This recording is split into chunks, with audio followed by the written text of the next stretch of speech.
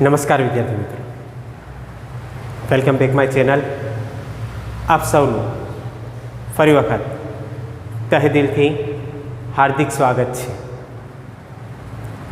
આજે આપણે ધોરણ 11ની અંદર જે આપણું રનિંગ ચેપ્ટર છે, જેની અંદર આપણે એક ટોપિકની શરૂઆત એ કરેલી હતી, એક અંગિકાની શરૂઆત કે તો પણ ખોટું નથી. અને અંગિકા હતી અંતકોષ રસઝાળ, એન્ડોપ્લાઝમિક રેટિક્યુલમ. આપણે એ ટોપિકની અંદર વાત કરી અંતકોષ રસઝાળની રચના એ કેવી હોય. ત્યાં આપણે એના ભાગોની ક્રિયા એ જોઈ ગયા. આપણે વાત કરી કે અંતકોષ રસઝાળની અંદર સિસ્ટનીનો ભાગ હોય, પુટિકાનો ભાગ હોય અને નલિકાઓનો ભાગ એ જોવા મળે છે. આજે ત્યાંથી આગળ વધીએ અને જોઈએ એના પ્રકાર અને એના કાર્યો. ટોપિકની શરૂઆત કરતાં પહેલાં ફરી એકવાર હું કહી દઉં કે જુઓ, તમે મારી ચેનલમાં નવા હો તો મારી ચેનલને સબસ્ક્રાઈબ એ કરી લેજો, જેથી કરીને નોટિફિકેશન એ તમને મળતી રહે, તમે નીડવેઝ માટે અપડેટ થતા રહો અને આગળ ને આગળ વધતા રહો. એ માટે ચેનલને સબસ્ક્રાઈબ કરવી એ ખૂબ જ જરૂરી છે. તો જોઈએ વિદ્યાર્થી મિત્રો, આજના ટોપિકની વાત કરીએ. ટોપિક છે અંતકોષ રસઝાળના પ્રકાર અને એના કાર્યો. જોઈએ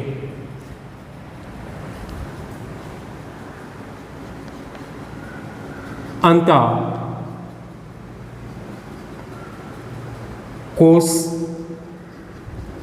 રસઝાળના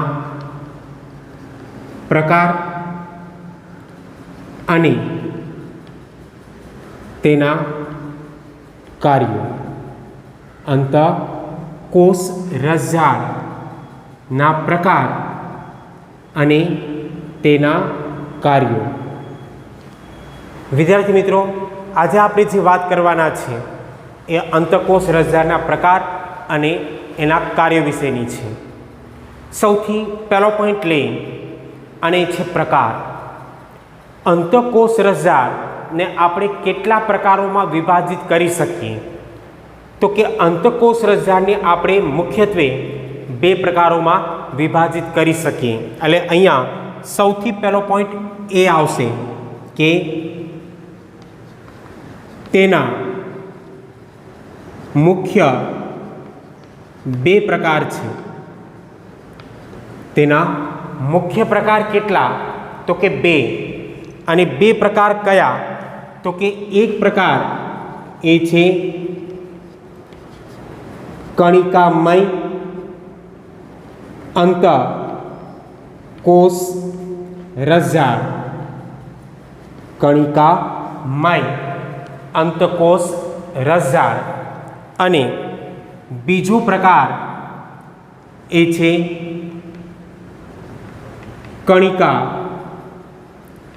વિહીન અંતકોષ રસઝાળ. તો વિદ્યાર્થી મિત્રો, આ જે બે પ્રકાર છે એ કોને અનુલક્ષીને દર્શાવવામાં આવેલા છે? તો કે બે પ્રકાર એ રિબોઝોમ્સની હાજરી અને ગેરહાજરીને લઈને અહીંયા દર્શાવવામાં આવેલા છે. અહીંયા જે શબ્દનો ઉપયોગ એ થયેલો છે કણિકામય, કણમય રચના. અને એ કણમય રચના એ રિબોઝોમ્સને લઈને છે. જો કણમય રચના એ દેખાય, કણમય રચના એ જોવા મળે તો માનું કે રિબોઝોમ્સ એ હાજર છે. અને જો એ રિબોઝોમ્સ હાજર હોય તો એ અંતકોષ રસઝાળ એ કેવી બની જશે? કણિકામય. પણ જો કણમય રચના નથી, એટલે કે કણમય રચના ત્યાં ગેરહાજર છે, એટલે કે રિબોઝોમ્સ એ ત્યાં ગેરહાજર હોય તો એ અંતકોષ રસઝાડ એ થઈ જશે કણિકા વિહીન અંતકોષ રસઝાડ. અહીંયા મુખ્યત્વે જે પ્રકાર છે એ મુખ્ય પ્રકાર એ કેટલા છે? 2, કણિકામય અને કણિકા વિહીન. જેને અનુક્રમે આપણે એટલું કહી શકીએ કે એક ભાગ જેને આપણે RER કે જે કણિકામય અંતકોષ રસઝાડ છે એને આપણે RER કહેશું. Means rough endoplasmic reticulum, rough ખરબચડી. કણમય રચના જ્યાં હશે એ રચના એકદમ ખરબચડી હશે એટલે આપણે એને કહીશું રફ એન્ડોપ્લાઝમિક રેટિક્યુલમ. અને કણિકા વિહીન અંતકોષ રસઝાડ છે એને આપણે કહીશું SER. SER means smooth endoplasmic reticulum, જે એકદમ સ્મૂથ હશે, લીસી સપાટી એ ધરાવશે કારણ કે ત્યાં કણમય રચના એ નથી. તો અહીંયા મુખ્ય પ્રકાર કેટલા? તો કે 2, RER અને SER. આ બંને પોઈન્ટને આપણે તફાવત બેઝ ઉપર લેશું કે એના જો તફાવત દર્શાવીએ તો બંનેની અંદર ડિફરન્ટ ક્રિયા એ જોવા મળે છે. તો જોઈએ પ્રકારોને લઈને એના તફાવત. અહીંયા આપણે 2 ભાગ એ દર્શાવશું.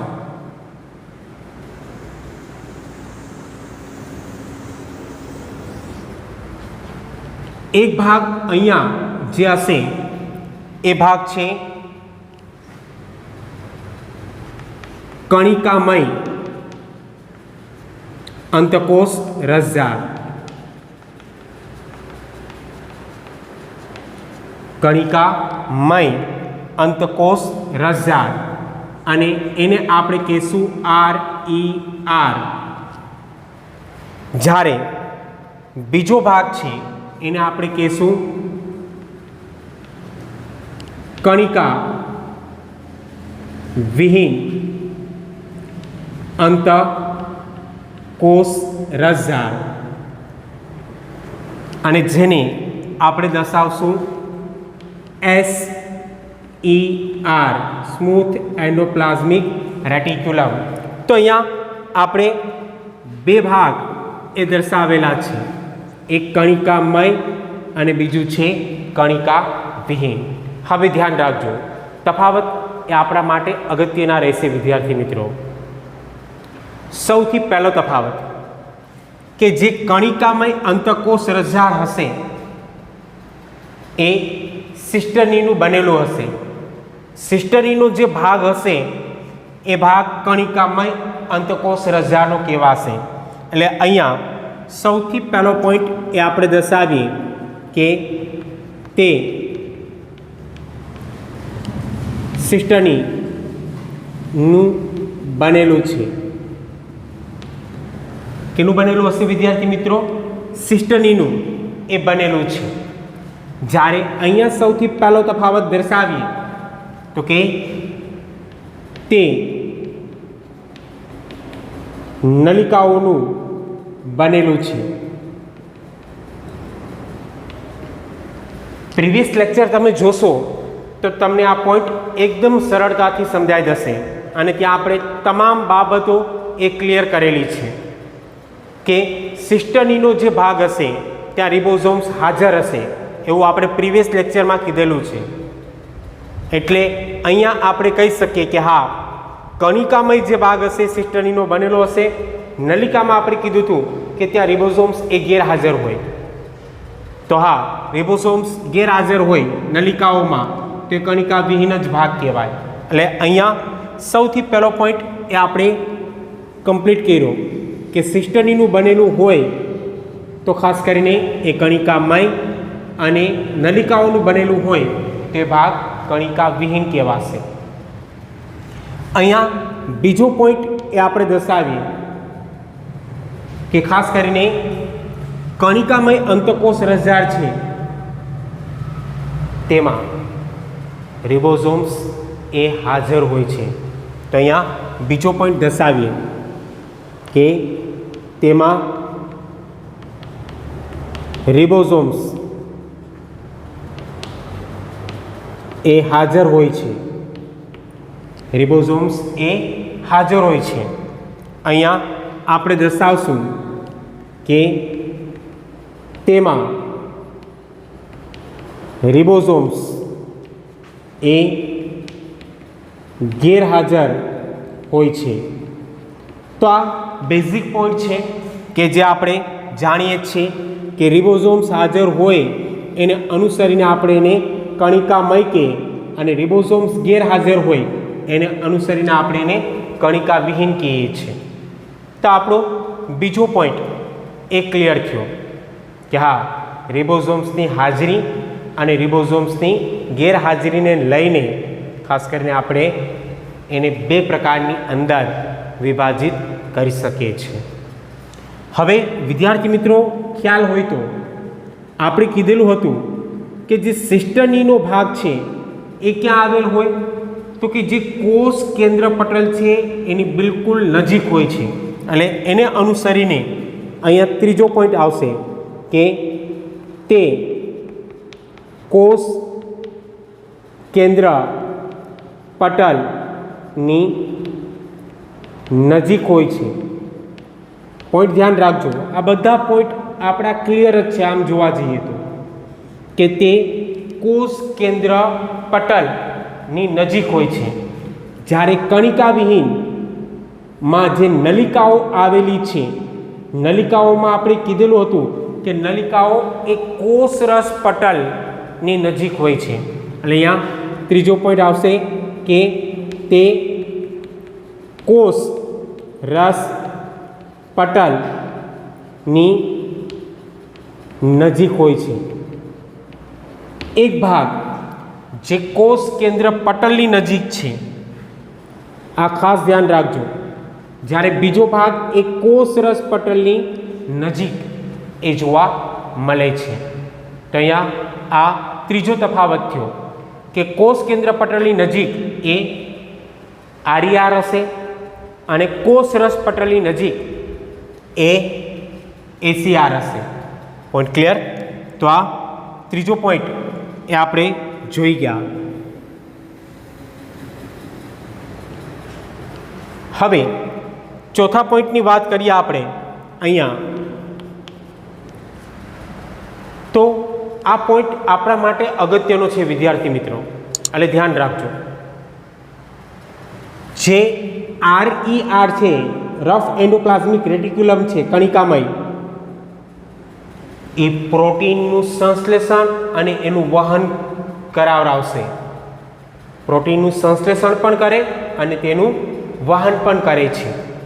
એ તો પોઈન્ટ અહીંયાથી ક્લિયર થઈ જાય કે રિબોઝોમ્સ જ્યાં હોય ત્યાં પ્રોટીનનું સંશ્લેષણ થતું જ હોય. જો આગળના પ્રીવિયસ લેક્ચર કમ્પ્લીટ હોય તો તમારો પોઈન્ટ અહીંયા ક્લિયર હોવો જોઈએ કે આ રિબોઝોમ્સ છે એટલે આ ભાગ પ્રોટીનનું સંશ્લેષણ કરે છે. એટલે અહીંયા ચોથો પોઈન્ટ આવશે કે તે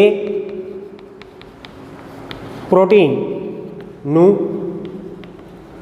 સંશ્લેષણ અને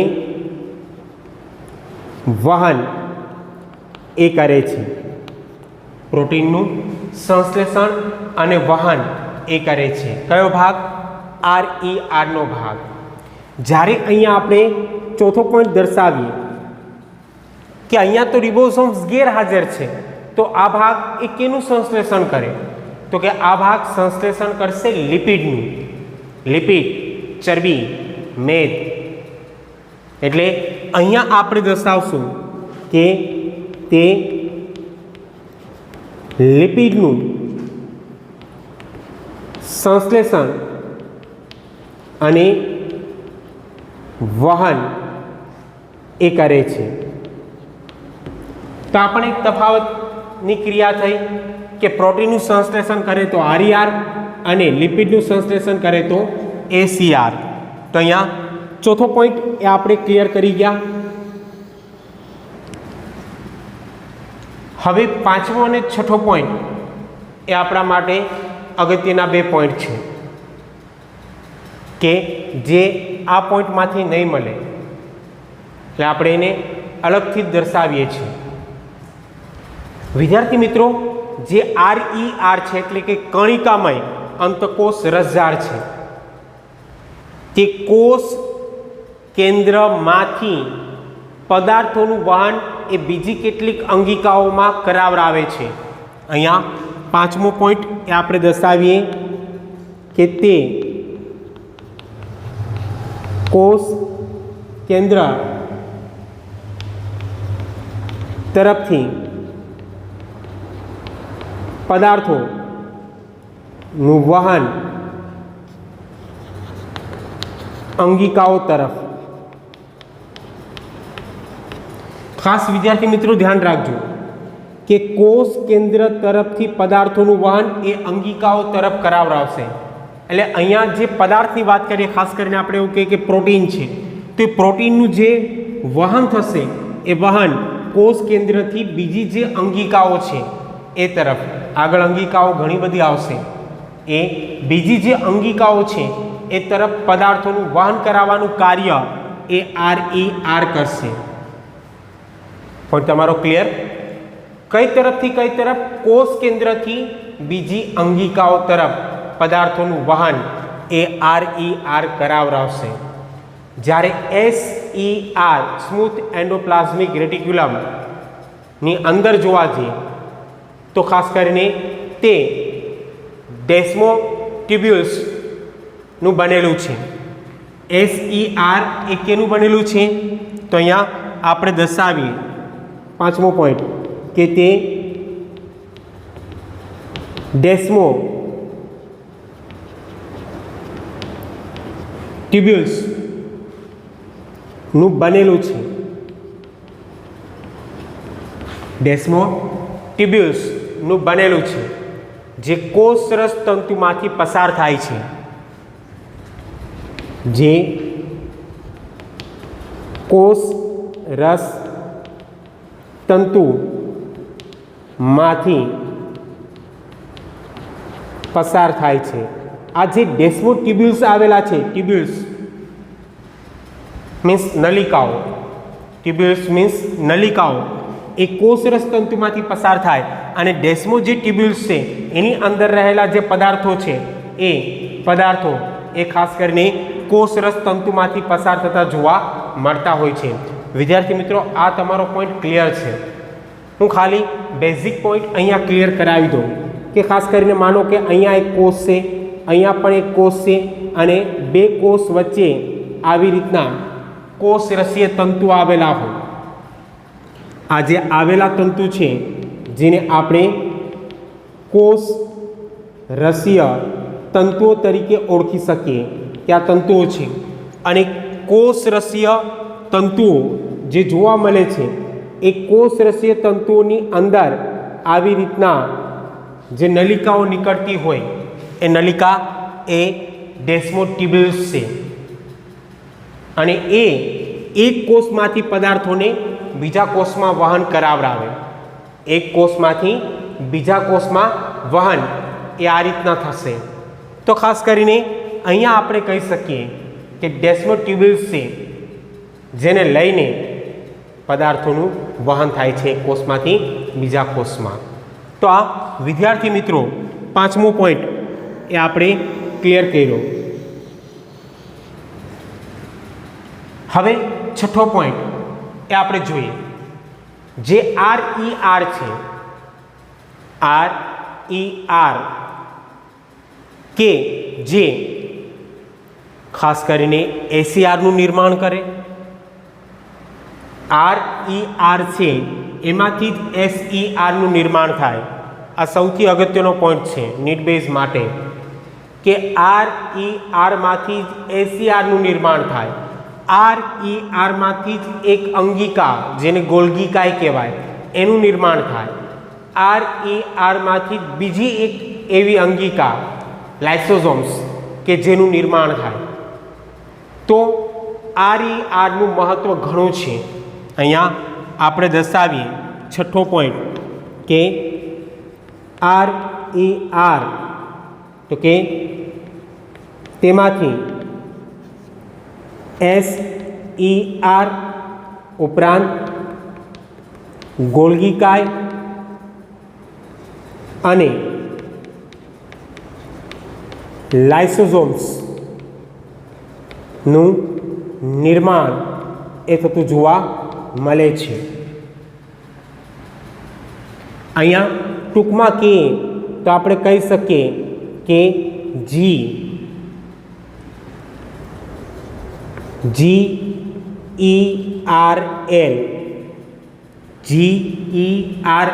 G means ગોલ્ગી કાય, ER means એન્ડોપ્લાઝમિક રેટિક્યુલમ અને L means લાઇસોસોમ્સ. તો આ RER છે જેમાંથી ER એટલે કે ACRનું નિર્માણ થાય, G means ગોલ્ગી કાયનું નિર્માણ અને L means લાઇસોસોમ્સનું નિર્માણ એ થતું જોવા મળે છે. એટલે કેટલીક અંગિકાઓના નિર્માણમાં પણ આ અંતકોષ રસજાળનો ફાળો એ અગત્યનો છે. Point clear? જ્યારે કણિકા વિહીન અંતકોષ રસજાળ છે કે એ ભાગ સાર્કોપ્લાઝમિક રેટિક્યુલમનો બનેલો છે. દર્શાવું છું. છઠ્ઠો પોઈન્ટ, તે સાર્કોપ્લાઝમિક રેટિક્યુલમ નો બનેલો છે. સાર્કોપ્લાઝમિક રેટિક્યુલમ, અને આ જે રેટિક્યુલમનો ભાગ છે જે સ્નાયુ કોષોમાં જોવા મળે, આ જે સાર્કોપ્લાઝમિક રેટિક્યુલમ છે એ મોટા ભાગે ક્યાં જોવા મળે? સ્નાયુ કોષમાં. અને સ્નાયુઓમાં ઉર્મિ વેગના વહનનું કાર્ય કરે છે. એ પણ પોઈન્ટ હું દર્શાવી દઉં કે સ્નાયુઓમાં ઉર્મિ વેગના વહન માટે જવાબદાર. તો આ પોઈન્ટ ખાસ ધ્યાન રાખજો વિદ્યાર્થી મિત્રો. અહીંયા આપણે દર્શાવ્યું કે તે સાર્કોપ્લાઝમિક રેટિક્યુલમનો બનેલો ભાગ છે અને જે સ્નાયુ કોષમાં જોવા મળે છે અને જે સ્નાયુઓમાં ઉર્મિ વેગના વહનમાં એક અગત્યનો ભાગ એ ભજવે છે. તો અહીંયા વિદ્યાર્થી મિત્રો કુલ પોઈન્ટ એ આપણે જોવા જઈએ તો કુલ 6 પોઈન્ટ છે કે જેને આપણે ઇન શોર્ટ તફાવત તરીકે લઈ શકીએ. તો આ જે તફાવતની ક્રિયા છે એ ખાસ ધ્યાન રાખજો. Point clear? તો અહીંયા પ્રકારોની ક્રિયા એ આપણે જોઈ ગયા. હવે આપણે જે વાત કરશું એ ખાસ કરીને વાત હશે એના કાર્યોની, કે આ બંનેનું કાર્ય શું છે. RER અને SER આ બંનેનું કાર્ય એ શું છે તો જોઈએ. સૌથી પહેલો ભાગ, અને સૌથી પહેલો ભાગ એ છે કણિકામય અંતકોષ રસજાળ. કણિકામય અંતકોષ રસજાળ જેને આપણે RER તરીકે ઓળખીએ છીએ. અને હવે અહીંયા જે આપણે વાત કરીશું વિદ્યાર્થી મિત્રો એના કાર્યની રહેશે કે RERનું કાર્ય શું છે. તો સૌથી પહેલો પોઈન્ટ કે RER એ ક્યાં જોવા મળે? તો કે પ્રોટીન બનાવતા કોષોમાં એ જોવા મળે છે. સૌથી પહેલો પોઈન્ટ અહીંયા હું દર્શાવું છું કે પ્રોટીન બનાવતા કોષોમાં જોવા મળે છે. પ્રોટીન બનાવતા કોષોમાં જોવા મળે છે. જ્યાં પ્રોટીનનું નિર્માણ થતું હોય ત્યાં કણિકામય અંતઃકોષ રસઝાડ એ જોવા મળે, એટલે પ્રોટીન બનાવતા કોષોમાં RER એ હાજર હશે. ફોર એક્ઝામ્પલ અહીંયા હું તમને આપી શકું કે ફોર એક્ઝામ્પલ તરીકે ફાઇબ્રોબ્લાસ્ટ, સૌથી પહેલો પોઈન્ટ એ આપણે લઈએ કે જે ફાઇબ્રોબ્લાસ્ટ છે, એટલે કે ફાઇબ્રોબ્લાસ્ટ સેલ કે એ એવા કોષો છે કે જેમાંથી બેનો સ્ત્રાવ થાય છે. ફાઇબ્રોબ્લાસ્ટ સેલ એટલે કે કોષ એ એવા કોષો છે કે જેમાંથી બેનો સ્ત્રાવ થાય, અને બેનો જે સ્ત્રાવ થાય એ મોટા ભાગે પ્રોટીન યુક્ત હોય. ફાઇબ્રોબ્લાસ્ટ અહીંયા આપણે દર્શાવીએ કે તે કોલેજન અને ઇલાસ્ટિનનો સ્ત્રાવ કરે છે. કોલેજન અને ઇલાસ્ટિનનો સ્ત્રાવ કરે છે. ખાસ કરીને કોલેજન અને ઇલાસ્ટિન એ બંને પ્રોટીન જ છે, પ્રોટીન ધરાવતા તંતુમય રચના છે. આગળ તમે ભણશો જ, પણ અત્યારે આપણે એટલું કહી શકીએ કે ખાસ કરીને કોલેજન અને ઇલાસ્ટિન એ પ્રોટીન છે જે ફાઇબ્રોબ્લાસ્ટ સેલ છે એમાંથી બેનો સ્ત્રાવ થાય છે, કોલેજન અને ઇલાસ્ટિન. આ પહેલું એક્ઝામ્પલ એ આપણું ક્લિયર થયું.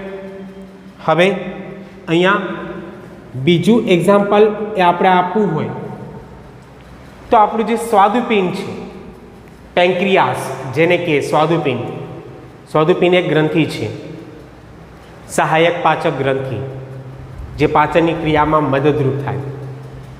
એ સ્વાદુપિંડની અંદર લેંગરહાન્સના કોષપુંજ આવેલા હોય. વિદ્યાર્થી મિત્રો, નામ થોડા ઓકવર્ડ લાગશે તમને, એટલે ખાસ ધ્યાન રાખજો કે સ્વાદુપિંડની અંદર આવેલા જે લેંગરહાન્સના કોષપુંજ છે એમાં 3 પ્રકારના કોષ હોય: આલ્ફા કોષ, બીટા કોષ અને ડેલ્ટા કોષ.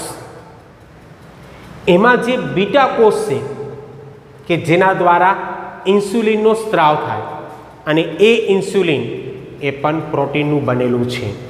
એટલે કે લેંગરહાન્સના જે કોષો છે એમાં બીટા કોષો છે, એમાં ખાસ કરીને આ કણિકામય અંતઃકોષ રસઝાડ જોવા મળશે, કારણ કે ત્યાં પ્રોટીન છે. જ્યાં પ્રોટીન હશે ત્યાં RER એ હાજર જ હશે. એટલે અહીંયા બીજું એક્ઝામ્પલ લઈએ કે ખાસ કરીને લેંગરહાન્સના કોષપુંજની અંદર આવેલા જે બીટા કોષો છે, અને એ બીટા કોષો જે ઇન્સ્યુલિનનો સ્ત્રાવ એ કરે છે, અને એ ઇન્સ્યુલિન જે પ્રોટીનમય રચના છે, અને જેમાં પણ ખાસ કરીને RERની ક્રિયા એ જોવા મળતી જશે. તો કાર્ય જોઈ ગયા આપણે કેનું, તો કે કણિકામય અંતઃકોષ રસઝાડનું. હવે આપણે કાર્ય જોઈએ કણિકા વિહીન અંતઃકોષ રસઝાડનું. તો શરૂઆત કરીએ.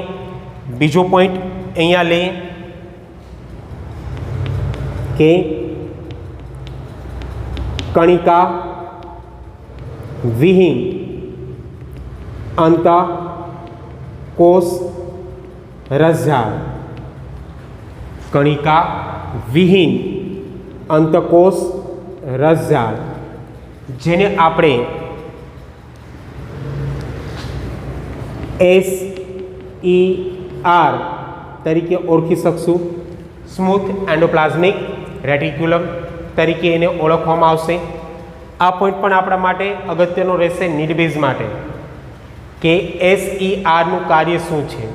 વિદ્યાર્થી મિત્રો, સૌથી પહેલું કાર્ય કે જે લેક્ટિક એસિડ છે, લેક્ટિક એસિડ એને દૂર કરવાનું કાર્ય એ SER કરશે. અહીંયા દર્શાવું છું સૌથી પહેલું કાર્ય કે તે લેક્ટિક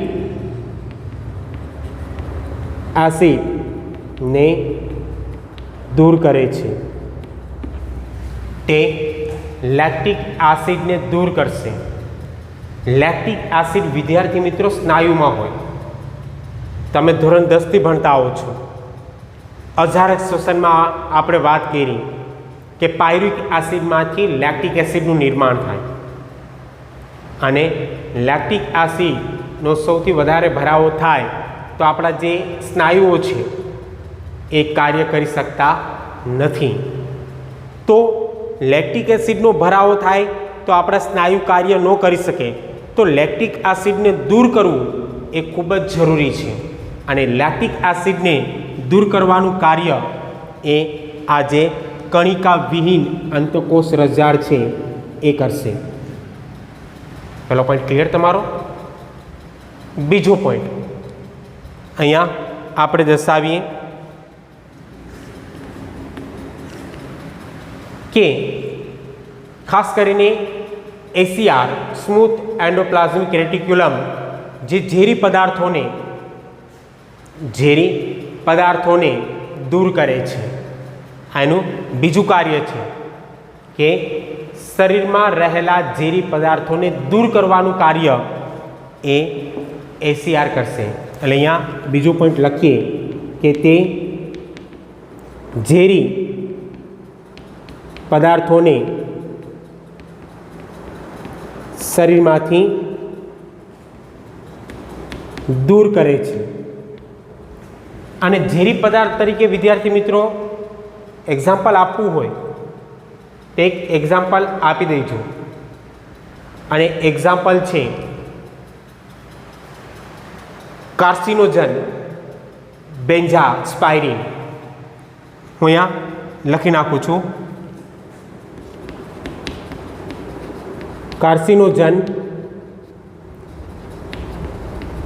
બેન્ઝાસ્પાયરિન આ ઝેરી પદાર્થ છે કે જે શરીરમાં ઉદ્ભવે અને એ ઝેરી પદાર્થને દૂર કરવાનું કાર્ય એ ખાસ કરીને કણિકા વિહીન અંતકોષ રસઝાડ કરશે.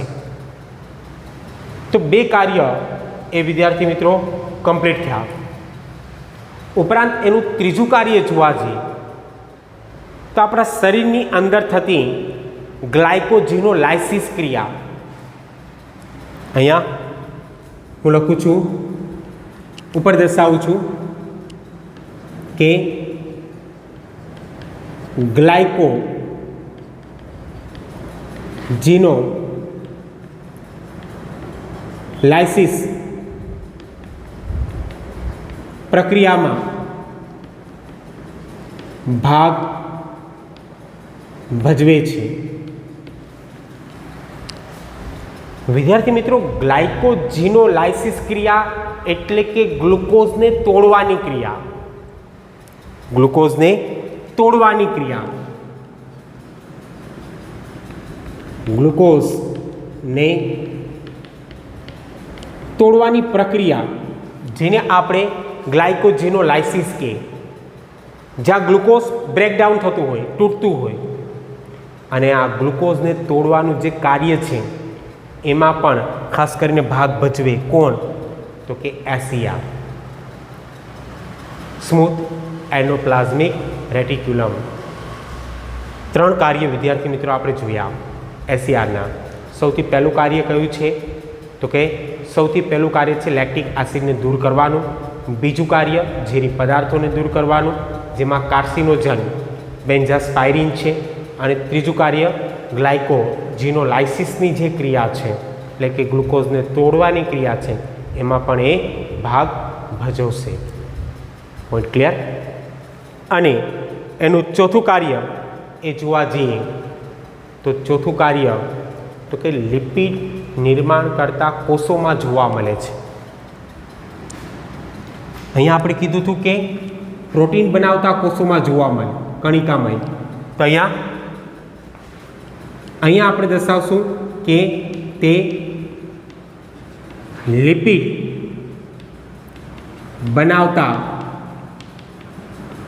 કોષોમાં જોવા મળે છે. લિપિડ બનાવતા કોષોમાં જોવા મળે છે. તમારો પોઈન્ટ અહીંયા ક્લિયર જ છે. પ્રોટીનના સંશ્લેષણની ક્રિયામાં આરઈઆર અને લિપિડના સંશ્લેષણની ક્રિયામાં એસીઆર. એટલે જે લિપિડ બનાવતા કોષો હશે એમાં એસીઆર એ જોવા મળશે વિદ્યાર્થી મિત્રો. અને અહીંયા આપણે કહી શકીએ ફોર એક્ઝામ્પલ, જેમ અહીંયા આપણે એક્ઝામ્પલ આપેલા હતા 2, એમ અહીંયા પણ આપણે એક્ઝામ્પલ એ આપશું કે એડિપોસાઇટ પેશી. અહીંયા દર્શાવું એડિપોસાઇટ પેશી. વિદ્યાર્થી મિત્રો આ નામ ખાસ ધ્યાન રાખજો. એડિપોસાઇટ પેશી. એડિપોસાઇટ પેશી એ એવી પેશી છે જેની અંદર લિપિડ ધરાવતા કોષો છે. એડિપોસાઇટ પેશી લિપિડ ધરાવતા કોષો દ્વારા બનેલી પેશી, જેને એડિપોસાઇટ પેશી તરીકે આપણે ઓળખીએ, કે જેમાં ખાસ કરીને એસઈઆર હશે. ઉપરાંત ઉદાહરણ આપવા હોય તો અહીંયા આપી શકશો આપણે કે જે યકૃત કોષો છે, યકૃતની અંદર આવેલા કોષો, લીવર, ખ્યાલ આવે ને, જેને આપણે યકૃત કહીએ. અને પંચતંત્રની વાર્તા મુજબ આપણે એને કાળજુ કહીએ. વાર્તા તો સાંભળેલી હશે, મગર અને વાંદરાની વાર્તા. અને કાળજાની જે વાત કરે છે, આપણે કાળજુ એટલે હૃદય સમજીએ છીએ, એ નહીં, એ કાળજુ એટલે યકૃત. યકૃત કોષો છે એ લિપિડથી ભરપૂર હોય વિદ્યાર્થી મિત્રો, આ ધ્યાન રાખજો. ને યકૃત કોષો છે. ઉપરાંત ખાસ કરીને બીજા ઉદાહરણની વાત કરીએ તો જે લેડિંગ કોષો છે,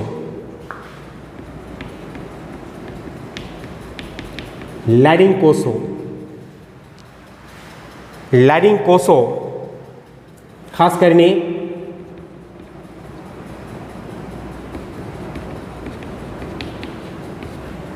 ટેસ્ટોસ્ટેરોન, નરની અંદર આવેલી એક ગ્રંથિ શુક્રપિંડ કે જેમાં ટેસ્ટોસ્ટેરોન હોય. નરની અંદર આવેલી એક ગ્રંથિ જેને શુક્રપિંડ કહેવાય, અને શુક્રપિંડની અંદર ટેસ્ટોસ્ટેરોન હોય, જે ખાસ કરીને નર જાતીય લક્ષણ માટે જવાબદાર હોય.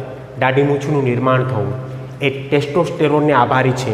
અને ટેસ્ટોસ્ટેરોન એ કયા કોષમાંથી સ્ત્રવિત થાય તો કે લેડિંગના કોષોમાંથી એ સ્ત્રવિત થતા હોય.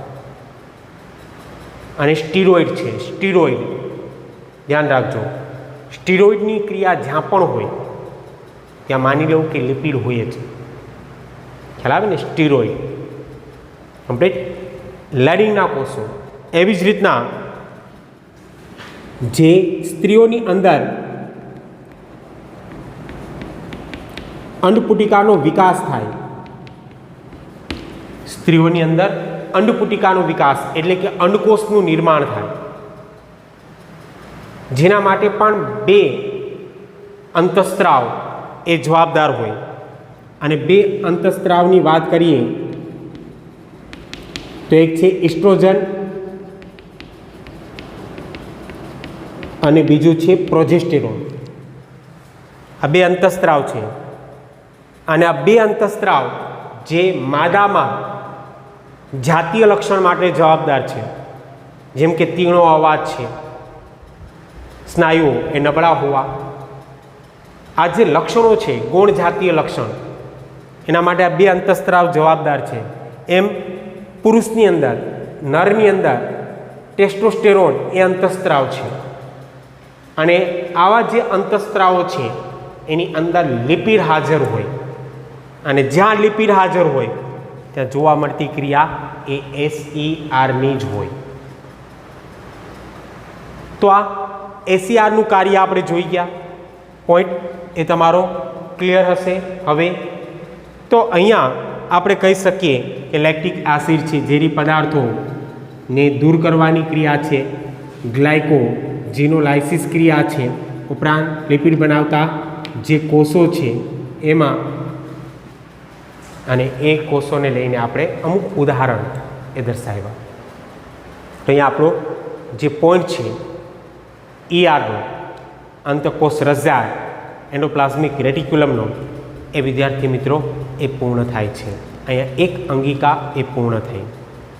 આશા રાખીશ કે આ પોઈન્ટ એ તમને ગમ્યો હશે, અને ગમ્યો હોય તો નવા હો તો ચેનલને સબસ્ક્રાઈબ કરજો, જૂના હો તો લાઈક કરજો, કોમેન્ટ કરજો.